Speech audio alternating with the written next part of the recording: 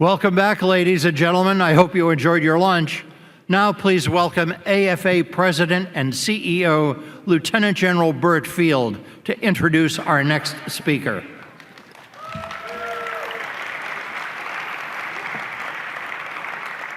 Thank you, everybody. For nearly 2 years, our next speaker has served as the second senior enlisted leader of the U.S. Space Force.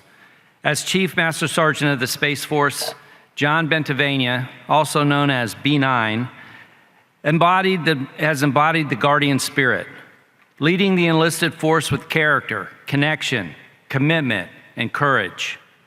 With more than 25 years of service as a space operator, his dedication to defending our nation is unquestionable. As SimSIF, he has championed collaboration, innovation, readiness, and the warrior spirit, focusing on training, connection with Guardians, and improving the quality of life across the force.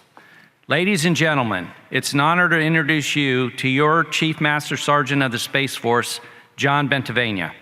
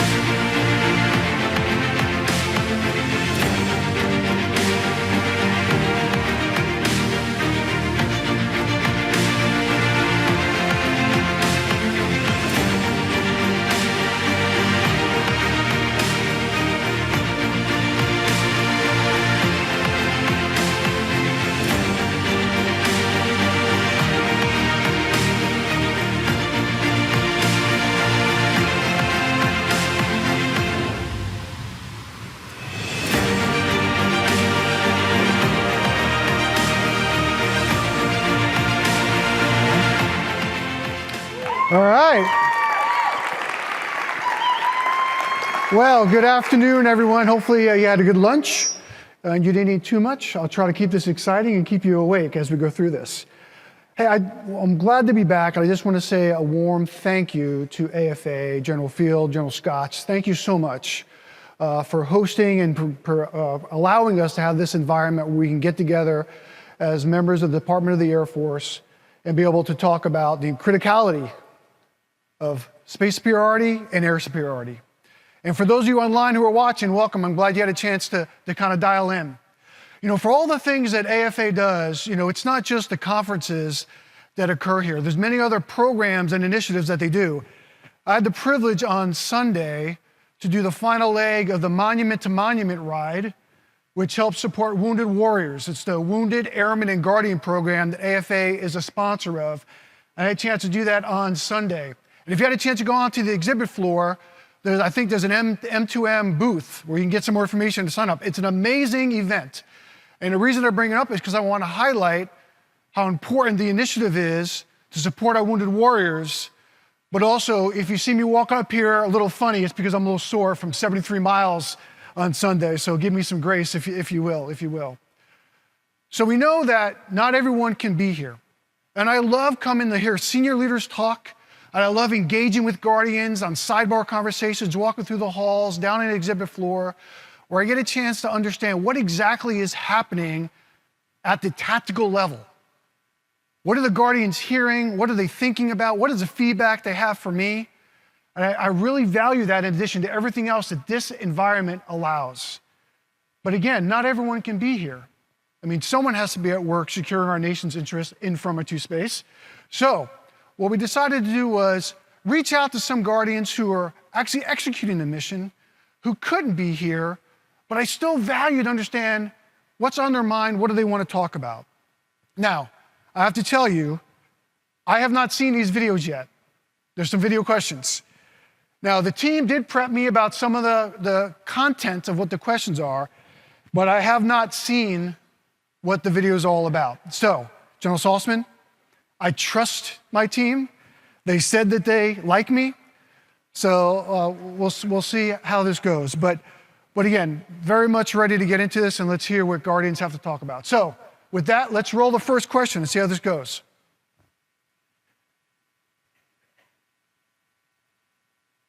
There's a question, I promise. I'm Master Sergeant Cody Moeller from the 50th Civil Engineer Squadron. Considering the activation and unique mission of Space Base Delta 41, what are its most significant strategic implications across the space enterprise, particularly concerning resilience, responsiveness, and command and control? All right. I love it. First question now from an airman supporting the Space Force. That's great. What is a significant meaning? Why did we stand up Space Base Delta 41 at Schriever Space Force Base? It's a great question. We stood that up earlier this summer. When you think about the application of space power, and hopefully Cody's watching from Schriever, because I know he's not here answering this question. But when you think about the application of space power and how we project warfighting capability in the Space Force, really allowed us to have a unique force presentation. That's our employed in place forces. Now, that's a preponderance of how we project power from the Space Force's Guardians, but we also have individuals who do deploy downrange, in theater, in hostile environments, in austere locations, but for the most part, they're employed in place. There are Guardians that are executing the mission from our bases and installations, not only here within the United States, but also overseas as well. So when you think about the importance of Schriever Space Force Base and why that's important, all three core functions of the Space Force really are executed from Schriever. Assured space access, global space operations, space control, all executed for the combatant commands from Schriever Space Force Base. So having a dedicated team focused on that mission set just made sense to be able to do that. And that's not to mention our mission partners, Missile Defense Agency, U.S. Space Command are also on Schriever. So Cody, great question, and as an airman who's working in civil engineering, here's what I would ask you to think about.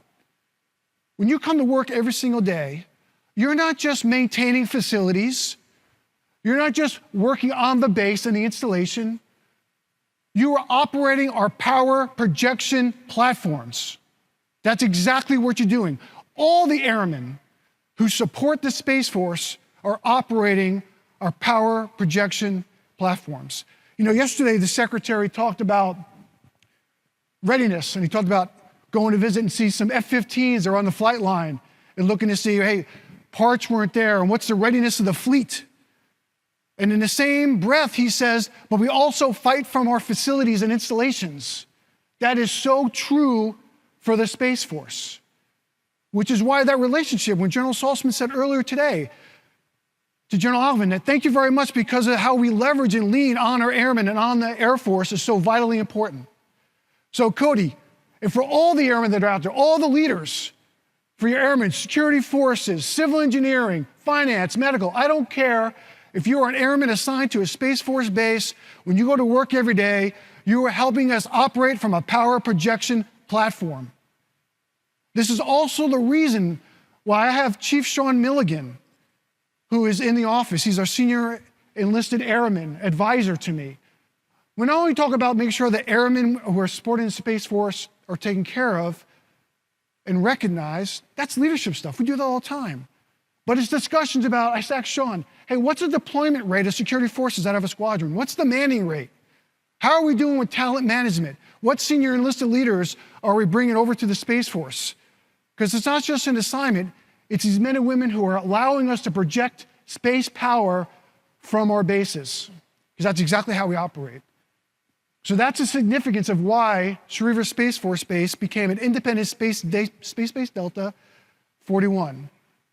Because think about the immense capability that comes from that patch of land and the importance that all of you have, whether you're in Spice Brown, whether you're wearing a suit, or we're in a Space Force blue on Schriever Space Force Base.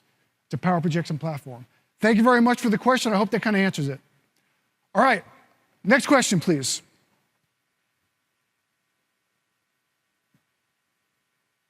This is Lieutenant Colonel Liam Conley, commander of the 319th Combat Training Squadron, Officer Training Course. My question is, how are Space Force leaders approaching the task of right-sizing the service in accordance with the officer, enlisted, and civilian narratives, such that the enlisted corps comprises the vast majority of our technical and tactical force, while officers can step back into planning and leadership roles? Hey, thanks, Colonel Conley. Hey, congratulations to 319th Commander. That's great. I mean, last time I saw you, I think you were still at the Pentagon work with me with JTAG's transfer from the Army.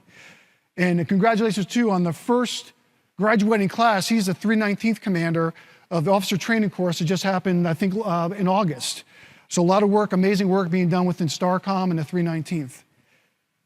So let me just go back to the premise of your question. Officers stepping back from operations. I think this is a misunderstanding of how we've been talking about and outlining the officer enlisted civilian roles and responsibilities. If you're a guardian, you're doing operations, period. That's it.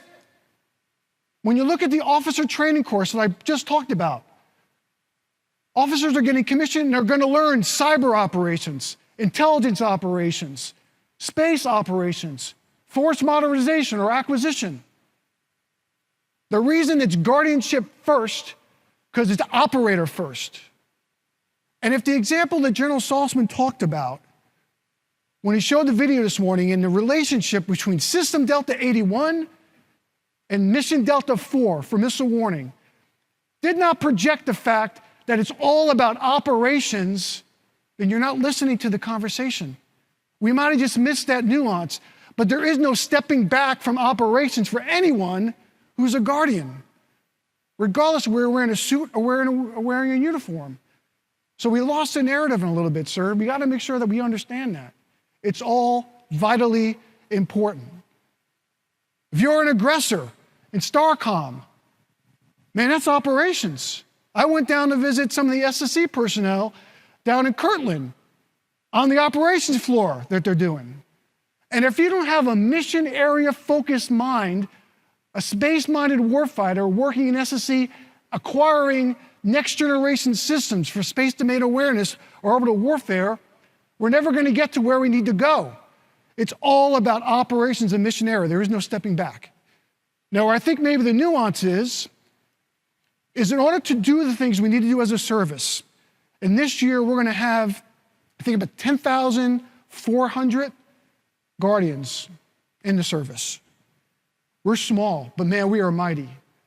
But here's the thing. Our FGOs and CGOs, those mission planners and integrators, those operators, we need them on the joint staff. We need them in the combatant commands.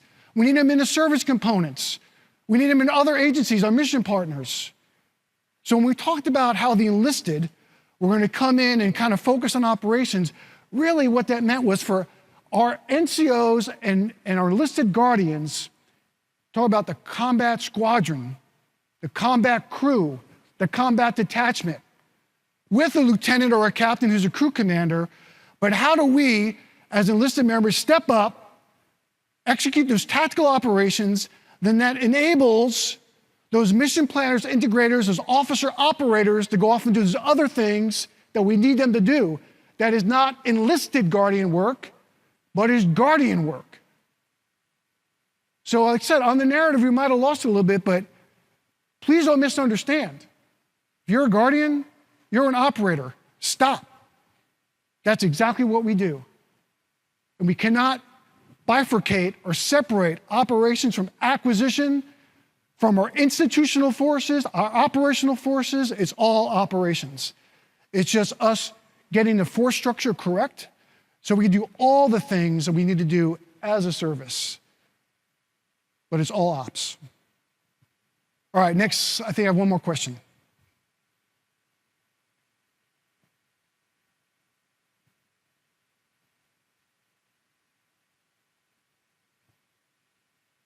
Hello, I'm Specialist 4 Amelia Talbot from Space Delta 7.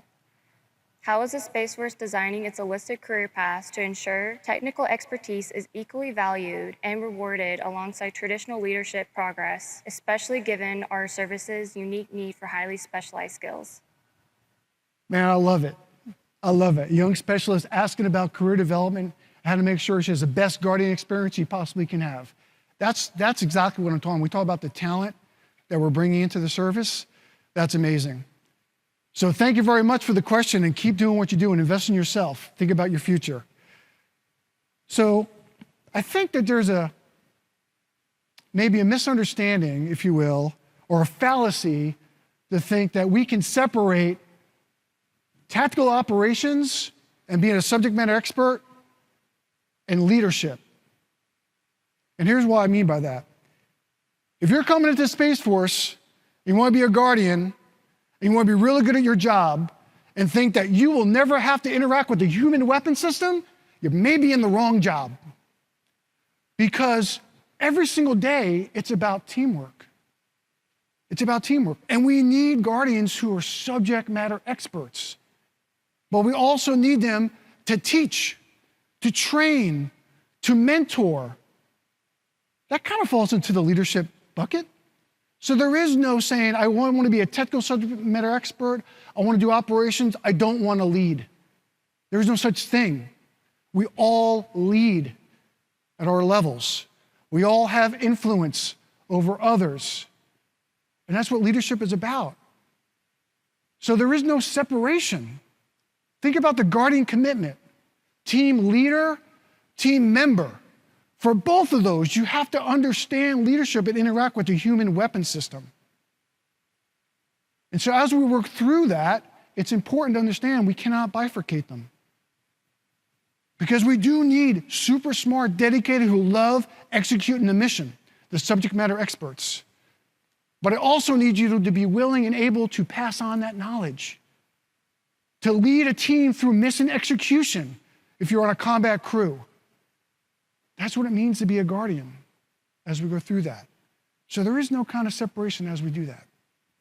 Now, we have had a lot of discussion talking about what it is that we're trying to grow and trying to develop within the service. What is the career path for enlisted men and women? And this kind of ties into technical leadership tracks. What do we need to do? And I think what we've learned over the last couple of years, especially this last year, with, as we started to look at how we develop officers specifically, looking to see what the officer enlisted civilian roles and responsibilities outlined, look at force presentation with combat squadrons, combat detachments, combat crews. And we realized that where we needed to focus enlisted development specifically was really at the master sergeant level and below. So we said, if we focused on creating world-class master sergeants, it would be successful for the unit, for the service. Bring up that slide. World-class master sergeants. The reason we bring that up is because if we focus on the 600 or so, about 12% of the enlisted force are master sergeants right now. They're the ones that probably have the most influence and interaction on the daily operations, on developing and influencing NCOs, and have the most touch points with our junior enlisted. And if we put our time and effort into developing world-class master sergeants, then senior and chief are easy. Because the talent pool that we have is strong. So rather than looking at how do I create the next Caleb Lloyd, or Chief Rosnick, or Chief Pogue, how do I create kick-ass master sergeants who can lead the fight, who can lead operations, who can influence every single day the guardians we need to unleash to execute the mission? So we came up with world-class master. That's why when you look at this slide, the pinnacle of this slide, or the focus really is on developing master sergeants. But it's a journey. And let me say this too. I call this a framework. This is not I don't want to call it a roadmap, because each of us are going to develop in our own unique way. There is no one size fits all as we go through this. But this is a philosophy, this is a framework of how we're going to get after to develop world-class master sergeants. And this has been an evolution. You've seen me show this slide as it's been matured over the last couple of years, because we're trying to be very deliberate, working with the S1 and feedback from the field on what exactly we're trying to build and what we need for the success of the service. So let's start with scouting. You've heard me talk about this. And Colonel Kano and the team are doing an amazing job with the scouts that we have, looking to find out what the strategy is. How do we get the talent that the service needs? You might have read recently in an article, they came out where they're going to be partnering and getting some feedback from the scouts of the Washington Nationals, the professional baseball team. What is their approach as an elite organization? How do they go out and scout talent? What's their philosophy? What's their process? When we're looking to scout about 800 to 900 Guardians a year enlisted-wise, we have an ability to embrace our small size and maybe look at the approach a little differently. And that's what we're going to do. We're scouting for talent, and we're going to go out and get best practices that we possibly can. Then I go to BMT. I recently had a conversation, General Saltzman and I sent General Saltzman a guidance and intent out to STARCOM, looking at what is it that we specifically need to do to transition civilians into Guardians. Civilians into Guardians. That they understand what it means to be a space-minded warfighter, a principled public servant. They embrace our core values. They know grit. They know that teamwork, being a team leader and a team member, is foundational to what it is to be a Guardian. What do we need to do to develop that so we can make that transition successful? And then at the end of that journey, when those Guardians get their Space Force patch in the ceremony, and they've earned the right to be called a Guardian, that is something that they feel they have earned. They've earned that through the journey of BMT. That's the beginning of that. And so we're looking at what does that mean for us? How do we implement that as we go forward? And then training, subject matter expertise. We have got to make sure that we are giving our Guardians the training and education and the tools they need to succeed in this dynamic environment. How do we do that? What's the infrastructure required? What do we have on orbit so they can have not only training where they train just like they execute, but it's hard against a thinking adversary? How do they get the core skills to be a space operator, an intelligence operator, a cyber operator? So when they get to their first duty station and they get into the operational forces, they are ready. And that the weight of effort on the fourth generation squadrons that are within Spock today, that's a minimal lift to be able to get them mission qualified and presented to the combatant commands. But that training also has to be rigorous. And again, when they graduate from that tech school, initial skills training, they feel like they've earned the right to be called a cyber operator. They've earned the right to be called an intelligence operator or a space operator. And this ties into, on the yellow there, you see the fully qualified promotion system. And again, this is something we've talked about for the last couple of years. And I'm proud to say that finally, in this year, in 2025, working with S1, we initiated the first step in implementing that modernized, fully qualified promotion system. And the reason we want to go fully qualified promotion is because if BMT is difficult, and you've proven you understand what it means to be a Guardian, you've made it through that gauntlet, you've joined the team, maybe you've earned a stripe, we should promote you for that. You go through initial skills training, you've made it through tech school, you've shown understand what it means to be a space-minded warfighter. You're ready to execute the mission on behalf of the nation. Maybe we should promote you because you've earned it. And you get to your unit, and you get your qualification training done. And then your commander or your DO says to you, hey, guess what? You have proven the competence and responsibility. I am now presenting you to the combat commands. I'm now asking you to do the mission on behalf of the nation in which you enlisted for and we trained you for. That should be a promotion. And then, when you think about E5, and this is what we did this year for the first time, where we had a centralized board for promotion E5. It was 100% opportunity to promote the E5 this year. We didn't score the records like we normally did from the 6.5 to 10 scale, and then do an order of merit and say, okay, this year we can promote 85% and we go down. No, it was a go or no go. We drafted out what are the expectations that we expect to see out of an E4? What are the requirements to be a successful E5? And that was the board charge that we gave to the board. And they went through the records. They looked at the documented performance. They looked at what the supervisor said, what the commander said, what their recommendations were. And then based on that standard, they promoted 96% to E5 this cycle. 96%. Because it's not automatic promotion. There's a standard you have to meet.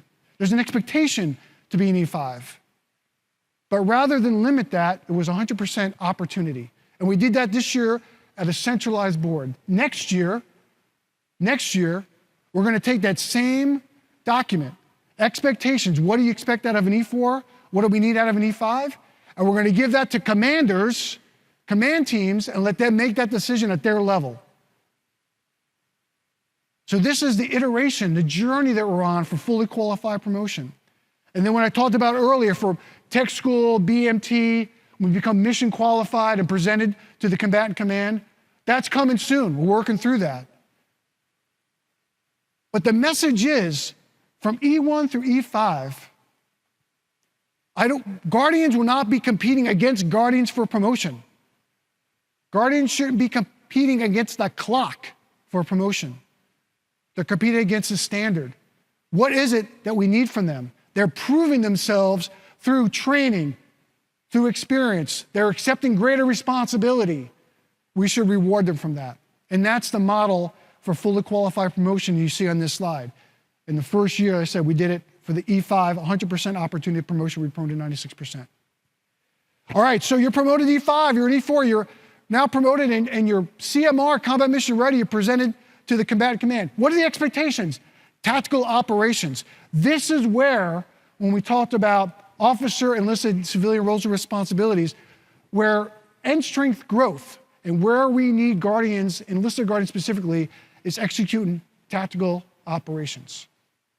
Not gonna do it alone, so we're gonna have officers with us, but this is where all that training to get to the point we are is to get the mission done, the mission of the service. SPA 4 Gen, providing combat capability. That's what we need to focus on, and that's where you need to hone your skill craft to be able to do that. And then when you get up to the tech sergeant level, what are the expectations?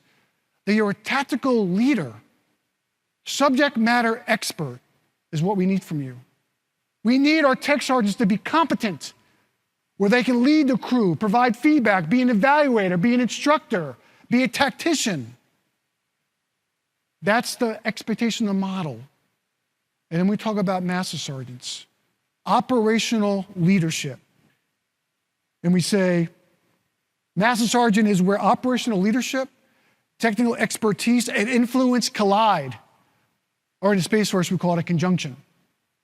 But it all comes together. That's the expectation that we have.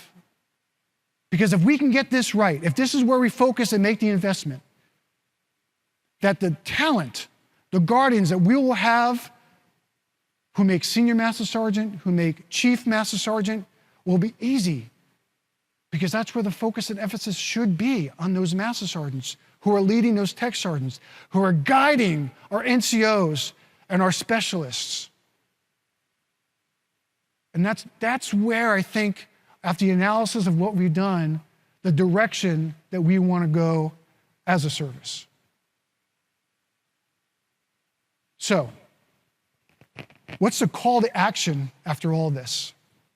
Well, first, let me say to our industry partners and to academia, you see where we're going. General Saltzman talked about it this morning. If you have ideas, if you have suggestions, I'm all ears.